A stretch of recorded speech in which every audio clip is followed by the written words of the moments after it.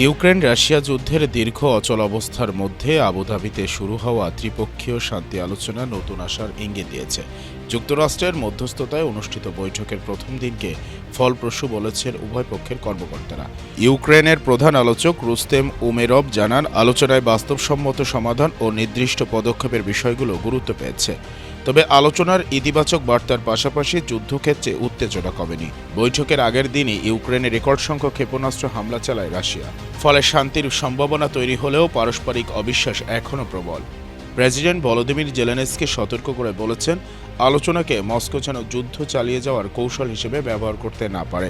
তিনি পশ্চিমা মিত্রদের রাশিয়ার ওপর আরও চাপ বাড়ানোর আহ্বান জানিয়েছেন।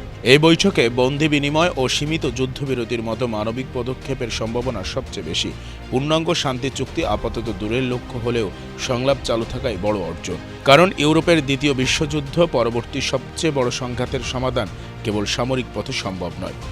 অতএব আবুধাবির আলোচনা যুদ্ধ শেষ করেনি, কিন্তু শান্তির পথ পুরোপুরি বন্ধও রাখেনি।